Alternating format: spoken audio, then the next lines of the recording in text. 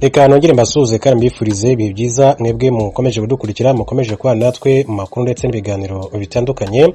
Ndezera neza ko mukomeza kugenda mugubwa neza. Perezida wa Repubulika y'u Rwanda Paul Kagame aherutse kugirana ikiganiro n'ikinyamakuru Jeune Afrique, agaruka ku ngingo zitandukanye zirimo ibivugwa ku Rwanda, ku karere ndetse na Afurika ndetse no ku buzima bwe bwite. Muri icyo kiganiro cyabaye ku itariki 20 Mutarama i Kigali, Perezida Paul Kagame yasubije ibibazo birimo by'umubano w'u Rwanda na Uganda, u Rwanda n'u Burundi, coup d'etat zimaze iminsi muri Afurika ndetse n'ibindi.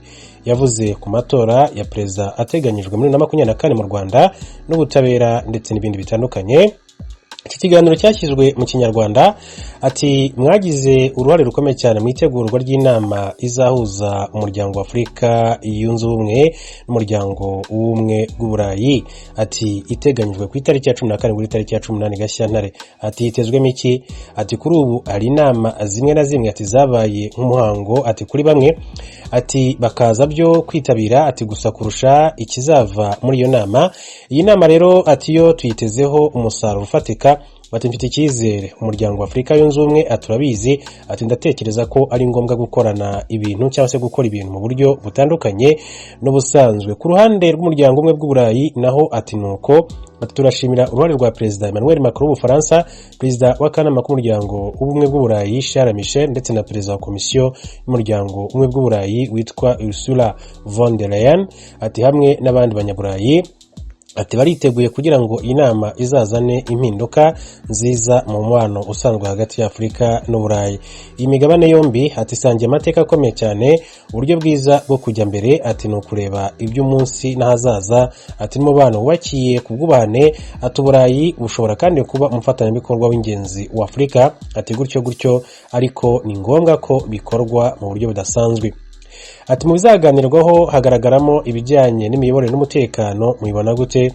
Ati ni ingenzi cyane, ati iyo miyoborere nimeze neza, ati biroroha kugenzura ibibazo by'umutekano, ati niyo bigeze ku mutekano muke bihita bigira ingaruka no ku miyoborere. Ati ibyo bibazo byombi rero tugomba kubikemurira icyarimwe.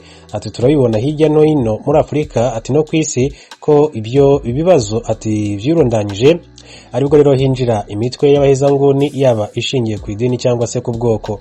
Urugero nka Repubulika ya Kongo ati maze imyaka myinshi cyane yibasiwe n'umutekano muke, ati ingabo za Loni zishinzwe kugarura amahoro ati zihamaze imyaka isaga 20, miliyari zisaga 35 z'amadolari ati zimaze gukoreshwa, atariko se byatanze we musaruro. Ntabwo twakomeza rero gutakaza amafaranga tudatekereza ku musaruro. Yaba Loni cyangwa se indi miryango mpuza turere ati hakwiriye kujyaho uburyo bwo kugenzura ibikorwa nk'ibyo. Ati bamwe muri twe bazabigarukaho muri iyo nama. Ati tugarutse ku nkingo, benshi muri bagenzi bawe b'Abanyafurika ati bamaganye ukwikubira kw'inkingo ati gukorwa n'ibihugu bikize. Ati namwe niko mubibona? Ati buri wese afite uburenganzira bwo gukoresha imvugo yumva ikwiriye. Ati kuri nge mpitamo kuvuga ko hariho ubusumbane mu by'inkingo, ntabwo rero inkingo zisaranganywa ati mu buryo bungana. Ati mu gihe mu bihugu bimwe na bimwe ati hari ububiko buhagije bushobora no gutuma bakingira abaturage bose, ati hari ibindi bitabufite. Ati hashize igihe ntacyo babona. Ati kandi uburyo bwo gukemura icyo kibazo ni uguha ibyo bihugu uburyo bwo kwikorera izo nkingo. Ati hari igenzura ryakozwe vuba aha ngaha rikorwa n'ikigo gishinzwe ubuvuzi EU Africa CDC, ati ryerekanye ko 43% by'ababajijwe batekereza ko bari kugeragezwaho inkingo n'abanyaburayi. Ati byagenda gute ngo uwo mubare munini cyane w'Abanyafurika batuma ibyo kwikingiza ugabanuka? Ati cyo ni ikibazo dusanga mu bice bitandukanye by'isi, ati harimo na Afurika ndetse no mu Rwanda ati kirahari. Ati nubwo ari umubare muto, ati cyakora ikibazo gikomeye cyane gihari sabanga kwikingiza, ahubwo ni uburyo bwo kubona inkingo. Ati duhanganye n'icyorezo twatangiye tudafitiye igisubizo, kubw'amahirwe haje kuboneka urukingo. Ntabwo rero rukemura byose, atariko rurafasha mu guhangana n'icyorezo. Ati hazahoraho rero abantu batemera ibisubizo by'inzobere muri siyansi.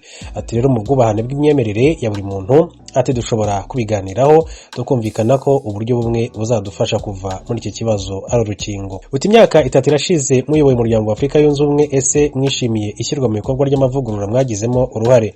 Ati hari ibintu bikomeye cyane tumaze kugeraho. Ati igitekerezo cy'uko buri gihugu gitanga umusaruro umusanzu hashingiye ku kubungabunga ku bukungu bwacyo ati ku ngengo y'imari y'umuryango wa Afurika yunze ubumwe ati byatumye hashyirwaho ikigega cy'amahoro kimaze kugeramo hafi miliyoni zigera kuri 200 z'amadolari y'Amerika. Ati ibyo bizadufasha kuba twashakisha andi mikoro, ariko mbere na mbere twagombaga rero kubanza kwishakamo ubushobozi mbere yo kujya gushakisha ahandi. Ati twabashije rero kugabanya umubare wa za komisiyo n'inama imwe mu muryango, ati dutangiza isoko rusange rya Afurika, ati kandi ibihugu biri kuryinjiramo ku bwinshi kuko byumva akamaro karyo. Ati hari ibihugu bimwe bya Afurika byagaragaje kutishimira ko Israel iba igihugu cy'indorerezi mu muryango wa Afurika yunze ubumwe. Ati mubitekerezaho iki? Ati buri gihugu gifite uburenganzira bwo kugira icyo kibivugaho. Ati hari ibihugu bidafite ikibazo ati kuri uko ati kuba indorerezi kwa Israel, ati bindi ntibishyigikiye. Ati ngiye uko mbibona umwanzuro wafashwe na perezida wa komisiyo y'umuryango wa Afurika yunze ubumwe Musa Faki Mahamat ati wari uwo ukurikije ibyo amabwiriza avuga. Ati cya kabiri Israel ifitanye umubano n'ibihugu ugera kuri 46 bya Afurika, ati ku buryo kuyiha kuba indorerezi nta kibazo biteje. Ati hanyuma rero umwanya ati wo kuba indorerezi uzatuma habasha kubaho ibiganiro. Ati ntabwo bivuze ko ibibazo byazamuwe na bimwe mu bihugu bidahari, ariko bizabafasha ati kuganirwaho ati n'impande zose bireba. Ati umwaka 2021 waranzwe n'ihirikwa ry'ubutegetsi nko muri Mali, Guinea ndetse na Sudani, ndetse hari intambara muri Ethiopia. Ati inshuro nyinshi umuryango wa Afurika yunze ubumwe wagiye uruca ukarumira. Ati nko muri Ethiopia byashobokaga ko ariya amakimbirane akumirwa, ariko amazi yararenze inkombe. Turifuza Ethiopia yunze ubumwe, twizeye ko ibiganiro byangombwa bizagera igihe bigerwaho. Ati ku kijyanye n'irikwa ry'ubutegetsi ntekereza ko biriya biba byatangiye mbere, ati kuko nko muri biriya bihugu ati hari ibibazo bimaze igihe bidakemurwa. Ati nko muri Sudani hari ibibazo ati kubwa Omar al-Bashir, ati birakomeza na nyuma y'inzibacyuho nk'uko Perezida Paul Kagame yakomeje kugenda abigaruka. Ati ibibazo rero nka biriya biba bishoboka kwisubiramo. Ati uruhande rwose umuryango wa Afurika yunze ubumwe yaba ihagazemo, ati kuko ntabwo ariyo iyobora ibyo bihugu. Ati hari aho umuryango wa Afurika yunze ubumwe n'indi miryango mpuzamahanga yagira uruhare mu gufasha, ariko ati biza nyuma yuko ibihugu bwabyo byishatsemo ibisubizo. Ati ubushobozi buke ati bw'umuryango wa Afurika yunze ubumwe nabwo ni izindi ntege nke, ntabwo twabihakana. Ati mubona mute igaruka ry'abasirikare mu ruhando rwa politike? Ati so gusubira inyuma kwa demokrasi, ati hari aho ahubwo ari ugusubira inyuma kw'imiyoborere. Ati ntabwo buri gihe ari ikosa ry'abasirikare, ati n'abasivili babifitemo uruhare. Ati ubundi inshingano z'abasirikare so gukora kariya akazi, ati ariko ntabwo twakwirengagiza ko abasivili nabo bajya bakora amakosa. Ati niba se hariho guverinoma y'abasivili ariko ibintu bikadogera abantu bagapfa, ibibazo bikarushaho rero kwiyongera. Ati hanyuma abayobozi bakifashisha abasirikare mu kwiba amatora. Ati ninde wanengwa mu gihe igisirikare gihiritse iyo guverinoma? Ati ntabwo numva ko rero twanenga gusa abasirikare, ati hanyuma tukareka abasivili babibafasha ngo bagume ku butegetsi. Ati ntekereza ko ugendeye kuri ubwo busesenguzi hari abavuga ko hari uguhirika ubutegetsi kuba gukenewe, ati no kuba kudakenewe. Ati hanyuma rero nubwo igisirikare cyabona ibisobanuro ku mpamvu cyahiritse ubutegetsi mu minsi ya mbere, ati n'abasivili bakabyishimira, ati haba hari hakiri ibibazo. Ati se ba basirikare bazabasha gushyiraho inzibacyuho izakemura ibibazo byatumye bahirika ubutegetsi? Ati nibyo dutegereje kureba muri Guinea ndetse no muri Mali. Ati mutekereza ko guhirika ubutegetsi bidashoboka mu gihugu cy'u Rwanda? Ati ntabwo mbizi, ati ariko reka misobanure mu bundi buryo. Ati mbere na mbere abanyarwanda nibo bavuga uko babitekereza, ati babishingiye kuko twavuye, ibyo twakoze niyo turi gukora. Ati ikindi ntabwo mbona ikintu cyatuma haba abasirikare cyangwa se abasirikare barakara, ati kugeza aho haba ihirikwa ry'ubutegetsi. Ati uburyo bwacu bw'imiyoborere mu mboni zanjye ati no kwita ku bibazo by'abaturage. Ntabwo rero mbona ibintu ati nshobora gukora cyangwa se inzego zishobora gukora byatuma ibintu bigeraho ngaho, ati aho haba kudeta. Ati kuba sosiyete y'Abarusiya Wagner iri muri Central Africa na Mozambique aho ingabo z'u Rwanda ziri ndetse no muri Mali, ati ni ikibazo gihangayikishije cyane Ubufaransa n'Uburayi. Ati bimaze iminsi bihangayikishije Ubufaransa na Mali. Ese namwe ntabwo mushyigikiye ko abo bantu baza muri Afurika cyangwa se n'uburenganzira bw'ibyo bihugu? Ati ibihugu bya Afurika nibyo bigomba guhitamo ikibibereye, ati yashingiye ku mahame mpuzamahanga twese tugenderaho. Ati numva ko rero hakwiriye kubaho uburyo ati biriya bihugu Ubufaransa n'Uburusiya byaganira bigakemura ikibazo. ntabwo numva uburyo u Rwanda rwabyinjiramo. Ati ku ruhande rwacu duhitamo kuguma hanze ibibazo tudafite icyo twabikoraho. Ati guverinoma ya Mali ikwiriye kuganira n'umuryango wa Afurika yunze ubumwe ndetse n'umuryango umwe w'Uburayi ku kibazo cya Wagner muri icyo gihugu. Ati ingabo za Uganda ziri muri DRC. Ati hari imitwe ishaka guhungabanya umutekano w'u Rwanda, byaba biteye impungenge. Ati umutwe w'iterabwoba wa ADF ni ikibazo gikomeye, ati kitareba Uganda gusa, ati ni ikibazo gikora kuri DRC, ati natwe bikatugeraho ndetse n'akarere. Ati muri ADF harimo Abanya-Uganda, Abanyekongo, Abanyarwanda, Abarundi, Abanyakenya n'Abanyatanzania. Ati vuba aha mu Rwanda twataye muri yombi abari muri uwo mutwe. Ati ntabwo ari abantu bari bafitanye isano neza na ADF, atari ko hari aho bahuriye. Ati twaje kumenya ko bari barahawe inyigisho hifashishijwe amashusho bikozwe n'umuntu uri muri DRC n'umunya-Uganda. Ati twamenye ko bashakaga kugaba ibitero ku Rwanda. Ati bihimura ku bikorwa turimo muri Mozambique mu ntara Cabo Delgado. Ati ibyo nibigaragaza ko ikibazo kireba akarere kose. Ati mu kugikemura hakenewe ubufatanye bw'akarere. Perezida Felix Tshisekedi yabamenyesheje mbere yuko izo ngabo zijyayo. Ati nta numwe twaganiriye yaba DRC cyangwa se igihugu cya Uganda. Ati ntiharashira ukwezi tubonye ibisobanuro. Ati mbere yuko izo ngabo zoherezwa twari mu biganiro guverinoma ya Congo. Ati dusanganywe imikoranire myiza. Ati kandi dufatanyije gushyigikira igisubizo ku bibazo duterwa n'imitwe yitwaje intwaro iri mu burasirazuba bwa Kongo. Ati ibikorwa byo kurwanya ADF bikozwe mu buryo butari bwo bishobora gukongeza izindi mvururu. Ati hakenewe rero ibiganiro ubufatanye. Ati mu ntangiriro zo gushyingo 21 muri Kivu y'Amajyaruguru ingabo za Kongo zavuze ko zigabwaho ibitero n'abahoze muri M23 bari mu Rwanda. Ese kuba abo bahoze ari inyeshyamba bari ku butaka bwanyu ntabwo byongera umutekano muke? Ati ubwo M23 yasenyukaga bamwe mu bari bayigize baje mu Rwanda, abandi bajya muri Uganda. Ati mu gihe hari n'abagumye muri Congo. Ati ku baje mu Rwanda twaganiriye kenshi na guverinoma ya Joseph Kabila. Ati madukomeza n'iya Felix Tshisekedi ku buryo bataha. Ati twamenyesheje bagenzi bacu ko abo bantu bambuwe intwaro tukabashyira mu nkambi, kandi ko tugenzura ibikorwa byabo. Ati ni ikibazo kimaze igihe, twabasabye Abanyekongo kubajyana aho babashyira. Ati n'ibyabo. Ati Abanya-Uganda nabo basabye nk'ibyo. Ati kuko hariyo benshi cyane bahoze muri M23. Ati bamwe bari mu nkambi, ariko hari itsinda ryari riyobowe na Sultan Makenga. Ati riri ku mupaka wa DRC watu Rwanda na Uganda. Ati ku ruhande rwa Uganda ati bahamaze imyaka 2. Ati kandi bakomeje kugaba ibitero muri DRC. Ati twaganiriye n'abayobozi ba Congo. Ati kandi hari itsinda rishinzwe ubugenzuzi ryagezaho byabereye. Ati kuvuga ko bafite aho bahuriye n'u Rwanda ntabwo ari byo. Ati kugeza ubu DRC niyo igomba gufata umwanzuro w'uko izakemura icyo kibazo. Ati bamwe mu nshuti z'izo nyeshyamba bari muri guverinoma i Kinshasa, abandi baba muri DRC. Ati na guverinoma ya Congo irabizi ko abagize M23 bagomba kuba bari iwabo. Ati umuhungu wa Perezida Museveni Lieutenant General Kainerugaba Muhoozi aherutse kuburira abatekereza ku kurwanya.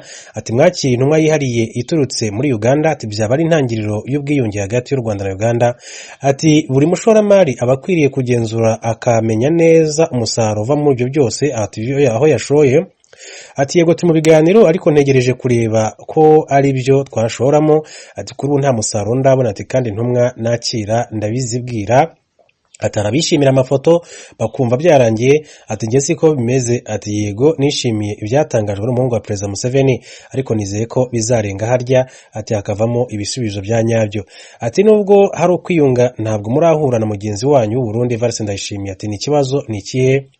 Ati ku ruhande rwanjye nta kibazo. Ati kiri hagati yacu abashinzwe umutekano ku mpande zombi na minisitiri bashinzwe ububanyi n'amahanga. Ati barahuye kenshi. Ati minisitiri w'intebe wacu yitabira umuhango wo kwizihiza ubwigenge bw'u Burundi. Ati tuzahura mu gihe cya nyacyo. Ati urubanza rwa Felicien Kabuga ukekwaho ibyaha bya jenoside mu minsi mike ruzatangira irahe. Ati mutekereza ko ibihugu byafashije uwo mugabo kwihisha imyaka isaga 25 nabyo bikwiriye kubiryozwa? Ntabwo icyo kibazo ati kimpangayikishije. Ati ni ikibazo kimaze igihe kinini. Ati kuba gusa Kabuga ari mu maboko y'ubutabera ati birahagije. Ati hari benshi cyane babigizemo uruhare. Atariko ni ukureba ubutabera ati bugakora akazi kabwo uko bikwiriye. Ati mwaba mwaravanyeyo amaso ku birego bireba Agathe Habyarimana. Ati mukurikije umubano mwiza mufitanye n'Ubufaransa. Ati ntabwo nigeze nkura y'amaso. Ati ubutabera bugomba gukomeza gukora ibyabwo. Ati kuri iyo dosiye mu gihe tuvugurura umubano wacu n'Ubufaransa ntabwo ntekereza ko kimwe kigomba kugira ingaruka ku kindi nubwo byuzuzanya. Ati hari abanyarwanda 8 barimo abahamijwe ibyaha bya jenoside bakiriwe muri Niger mu minsi ishize, ati biteza ibibazo, ati muhagaze kuri ihe dossier. Ati ikinyoma cya mbere muri ibyo byose ni ukuvuga ko u Rwanda rwari rubizi ko abo bantu bagiye kujyanwa muri Niger. Ati nta numwe wari wabitumenyesheje, ati twabimenye bamaze kugera i Niamey. Ati none se niba byari ibintu bisanzwe, ati kuki babihishe? Ati ikibazo cya kabiri, nta buryo bwashyizweho ku buryo abo bantu bakwishora mu bibazo nk'ibyo bakoze mu myaka yatambutse. Ati twagiye tubona ko bagenda batangira gukorana n'abajenosideri baharuriye ubundi bakajya mu bihugu bigamije rero guhindanya isura y'u Rwanda. Ati none si byo ni ibintu bisanzwe? Ati nge siko mbibona, ariko niyo si tugomba kubamo. Ati urubanza rwa Paul Rusesabagina wakatiwe igifungo cy'imyaka 25 umwaka ushize, ati rwaranenzwe mu Burayi na Amerika. Ati bavuga ko rutaciye mu mucyo, ati mubona kurunenga, ati byaratewe n'iki? Ati ni ukubanza kwibaza impamvu ibyo bihugu byivanze muri icyo kibazo. Ati ibyo uriya mugabo yakoze ntabwo mu Rwanda byemewe ndetse no muri ibyo bihugu bimuvugira. Ati muri ibyo bihugu byitwa ko byateye imbere muri demokarasi, abakoze ibyaha ati nka biriya bahanwa bihanukiriye bakicwa, ati cyangwa se bakamanikwa, ati akenshi nta n'urubanza rubayeho. Ati ibyo nibyo rero bihugu bivugira Rusesabagina kuri ubu. Ati nta gitutu uko cyaba kingana gute, ati kizagira kuri icyo gihindura. Ati urubanza rwe rwabaye mu ruhame nta mahanga. Ati byashobokaga ko abatunenga batabizi cyangwa se bahisemo rero kuyirengagiza, ati cyangwa se wenda iyo bigeze ku bibazo by'ahandi ati bahindura imvugo. Ati nta nubwo wenda banenga uburyo urubanza rwagenze, icyo bashaka nuko Rusesabagina afungurwa, ati yabahamwa n'ibyaha cyangwa se bitamuhama. Ati amatora ataha perezida azaba muri 24, ati mujya mubitekerezaho. Ati ni inshingano, ati niba nzaba nyarimo cyangwa se ntarimo, ati ni kimwe mu bigize akazi kanjye, si ukubitekereza hatu uyu munsi gusa, ati ahubwo n'ejo. Ndifuza ko 2024 abanyarwanda bazabasha gukora amahitamo yabo batuje. Ati muziyamamaza, ati byashoboka ariko sindabimenya, ati gusa itegeko nshinga rirabinyemerera. Ati abakunda